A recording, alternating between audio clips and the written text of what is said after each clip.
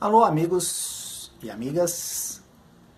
Hoje o capítulo 21 do audiobook Elvis e Eu, a história do romance de Priscilla Presley e Elvis Presley por Priscilla Presley. No vídeo de hoje, Elvis finalmente leva Priscilla para Los Angeles para as filmagens do filme Kissing Course. Ela tá lá, felizona da vida, quando de repente Elvis manda que ela volte para Memphis, para Graceland. E o pau quebra. Vamos saber por quê.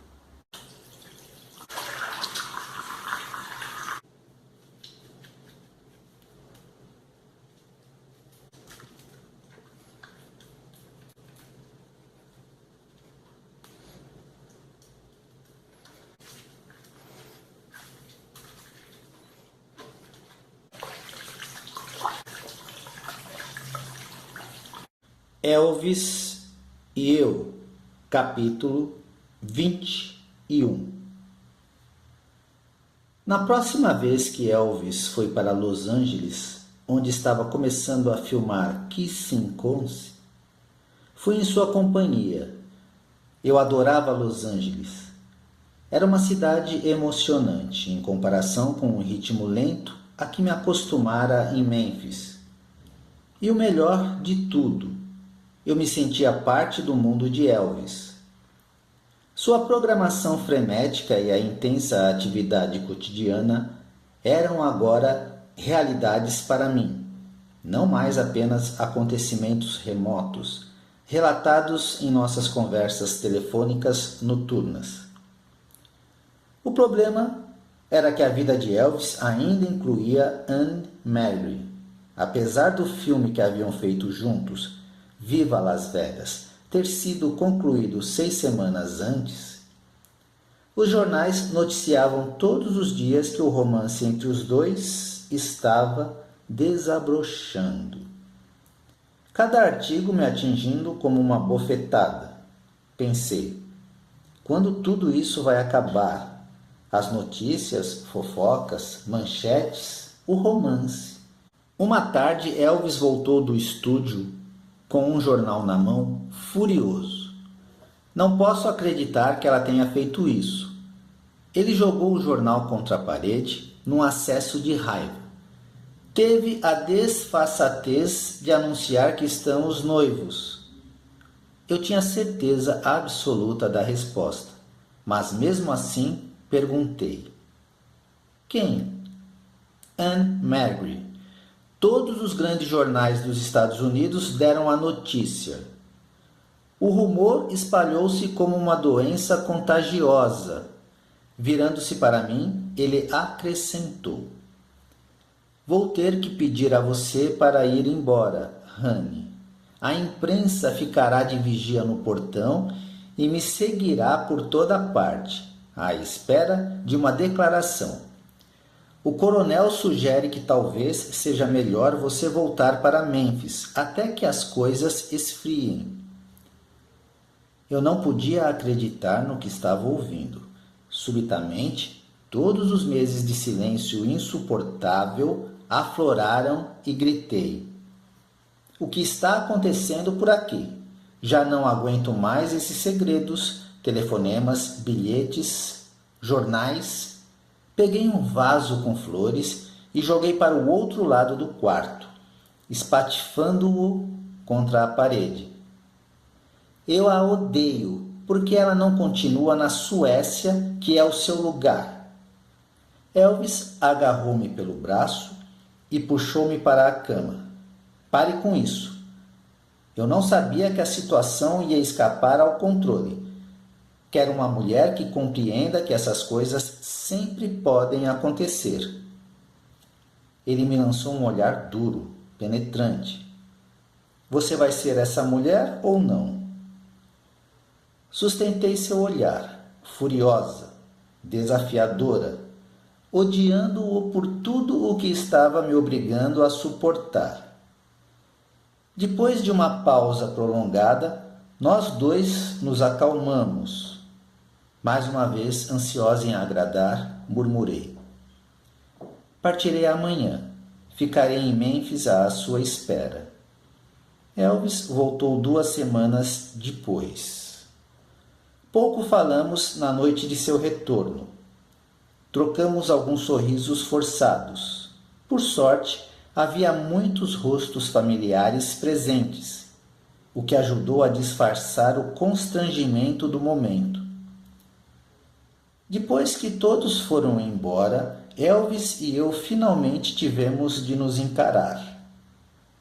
Ele se aproximou, pegou meu rosto entre as mãos, fitou-me nos olhos e murmurou: está tudo acabado, Sila. Juro para você, acabou. Não falei nada, apenas escutei com toda a atenção enquanto ele continuava. Acho que fui envolvido por uma situação que escapou ao controle desde o início. Ela e eu vínhamos de 2 mundos diferentes. Não gosto de ser explorado. Não posso viver assim. Não me interprete mal. Ela é uma boa garota, mas não é para mim. Eu não queria ouvir mais nada. Fitei-o apenas meio escutando o que ele dizia, ao mesmo tempo em que me perguntava como poderia continuar sabendo que o futuro só lhe traria mais tentações. O amor era muito mais complicado do que eu jamais imaginara. Houve um silêncio entre nós, que persistiu até que Elvis não pôde mais suportar e disse: vamos esquecer tudo. Perdoe-me, por favor. Depois, com a expressão de garotinho que parecia sempre conquistar meu coração, ele acrescentou: acho que foi o diabo que me levou a fazer isso. Concordei. Seria um pouco mais cética agora. E ainda havia mais um problema a resolver. Fui para o banheiro de Elvis, revistei seu estojo de maquiagem e tirei um telegrama que sabia que ele recebera antes. Dizia simplesmente: não posso entender. Scooby. Era de Anne Magri. Tive certeza. Scooby era um apelido que ela dera a si mesma, como Elvis me confessou depois. A frase era também o título do primeiro disco de sucesso que ela gravara no início dos anos 60. Era evidente que Elvis se dissociara totalmente de Anne Magri, cortando os vínculos entre os dois. Incomoda-me saber que está aqui, murmurei. Rasguei o telegrama em pedacinhos, joguei no vaso e puxei a descarga com a maior satisfação. Não deixa passar muita coisa, não é mesmo, baby? Para uma garotinha, você é uma mulher típica. Ele estava rindo. Acho que é melhor eu tomar cuidado. Retribuí o sorriso, mas pensei: nada disso. Sou eu quem precisa tomar cuidado. A amizade mútua e o respeito profissional entre Anne Magri e Elvis persistiriam até o dia de sua morte. Depois da aprovação com Anne Magri, eu ainda desconfiava que havia outras mulheres. De vez em quando eu lia ou ouvia falar de um romance de Elvis com a estrela de seu último filme. Via fotografias dos dois passeando pela Sunset Boulevard na nova motocicleta de Elvis. Era informada de que ele comprara um carro novo para uma jovem Starlet, com quem começara a fazer um filme. Havia sempre margem para dúvida. Era difícil diferenciar entre rumor e fato, e eu ficava desesperada de tanta preocupação. Antes de começar a viajar com Elvis em caráter permanente, descobri bilhetes e cartões escondidos no fundo de uma prateleira em seu armário. Diziam: "Foi maravilhoso, querido. Obrigada pela noite." Ou então: "Quando vamos nos encontrar de novo? Já se passaram 2 dias e sinto muita saudade." Quando manifestei minhas suspeitas, Elvis negou tudo e alegou que eu estava imaginando coisas. Disse-me que estava sendo ridícula por acreditar nos colunistas de fofocas.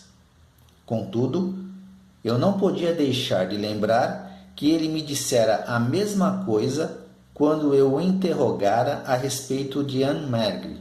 Se eu o contestasse firme, corria o risco de ele ameaçar me mandar de volta para a casa dos meus pais. Elvis sabia que essa tática sempre funcionava. Na primeira vez em que aconteceu, ele estava filmando Spinal e conversávamos sobre a estrela do filme, Shelley Fabares. Sugeri que eu podia ir ao cenário para conhecê-la. "Seria melhor que você não fosse", respondera Elvis. "Por que não? Afinal, não estou fazendo nada. Podia ir e depois almoçar com você." Ficara evidente que eu dissera a coisa errada.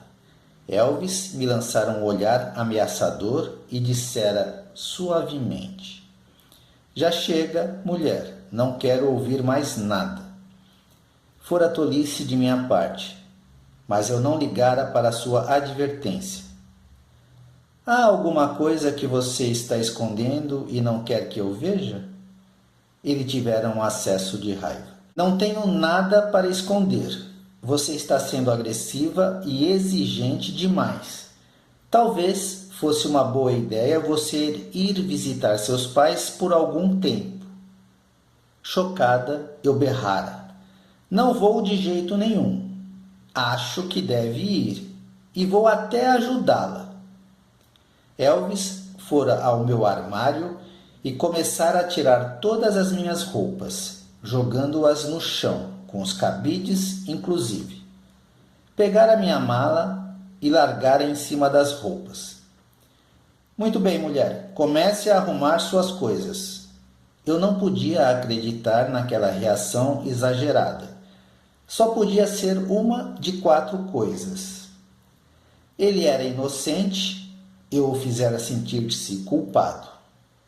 Ele era culpado e eu o fizera sentir-se ainda mais, ou simplesmente ele estava irritado com o roteiro insípido de seu filme e me escolhera para descarregar sua raiva. Chorando, eu começara a arrumar a mala, enquanto ele se virava e saía do quarto. Momentos depois, eu o ouvira gritar para Joe que fizesse uma reserva no avião. "Arrume uma vaga no primeiro voo. Ela vai voltar para a casa dos pais." Havia uma determinação em sua voz que eu nunca ouvira antes. Histérica, eu me pusera a dobrar as roupas enquanto ele continuava a berrar lá fora. Arrumara tudo devagar, atordoada pelo golpe. Eu me sentia humilhada quando ele voltara ao quarto. Continuara a arrumar as roupas, chorando incontrolavelmente. "Você é exigente demais", dissera Elvis, depois de me fitar em silêncio por algum tempo. "Apresse-se, está na hora de partir." Eu me levantara lentamente e me encaminhara para a porta. No instante em que lá chegava, sentira a mão de Elvis em meu ombro, virando-me. Depois, milagrosamente, eu estava em seus braços. Ele me apertava com força. Está compreendendo agora?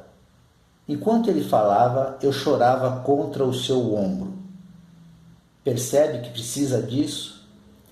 Precisa de alguém para levar você a este ponto e colocá-la em seu lugar. Eu me sentia aliviada e feliz por estar de volta a seus braços. Qualquer coisa que ele dissesse teria feito sentido para mim naquele momento. O que só compreendi depois foi que aquela era a técnica de Elvis para me manter sob controle. Final do capítulo 21.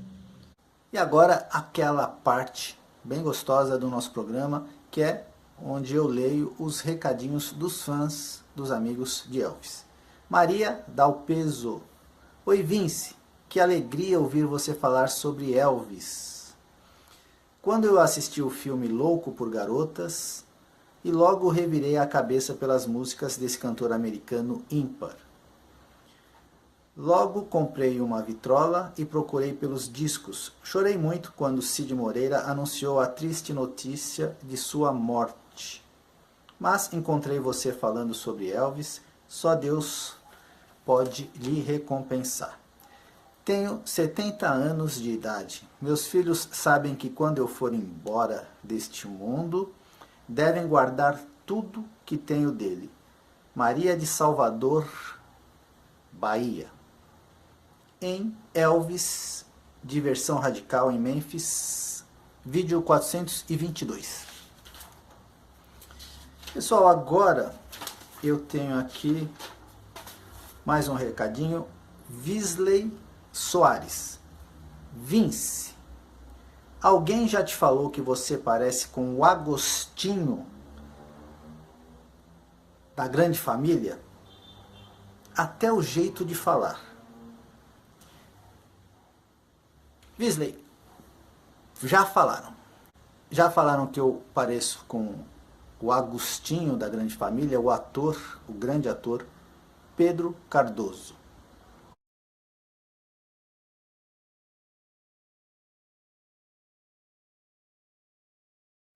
Também acharam semelhança entre eu e um ator do seriado Two and a Half Men, Johnny Cray.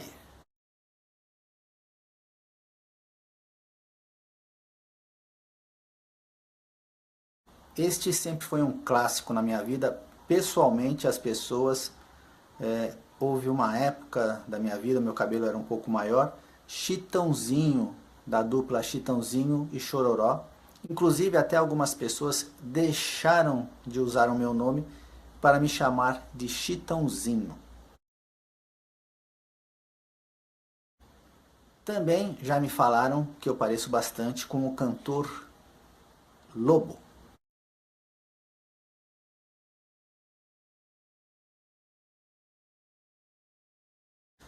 Agora, uma vez foi bastante inusitado. Há uns 20 anos atrás, eu tinha um comércio e, como não podia deixar de ser, eu tinha um pôster, um quadro mesmo, do Elvis. Inclusive tem uma história engraçada, que eu comprei esse quadro aqui em São Paulo, na Galeria do Rock, no centro da cidade. E o quadro, ele tinha aproximadamente 1,60 m e eu trouxe ele lá do centro da cidade no ônibus. Então vai aí um pouco também da paixão, né, pelo ídolo, de pagar esse micão de trazer o quadro do rei. Mas ele veio comigo acho que foi a primeira vez que Elvis pegou um busão, né? Ok, eu coloquei esse quadro na minha loja e uma vez entrou uma moça com uma camiseta, uma jovem, né? Eu não sei, AC/DC ou Led Zeppelin. Então ela olhou para mim, antes de pedir qualquer coisa, ela olhou para mim, e aí olhou para o quadro, aí olhou de novo para mim, aí olhou para o quadro, e quando ela voltou, ela falou: meu, você parece muito com o John Lennon.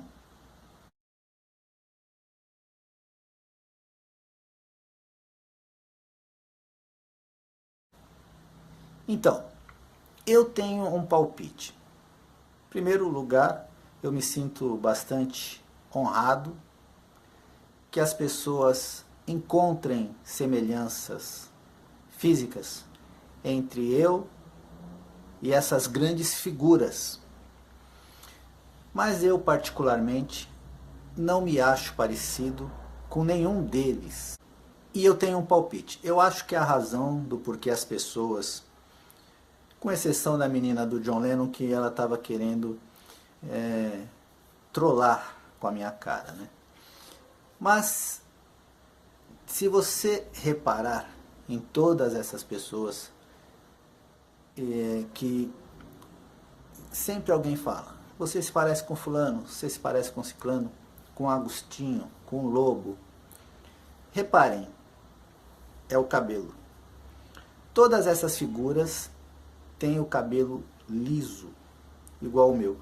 Então eu acho que a associação está no cabelo mais do que em qualquer outro aspecto físico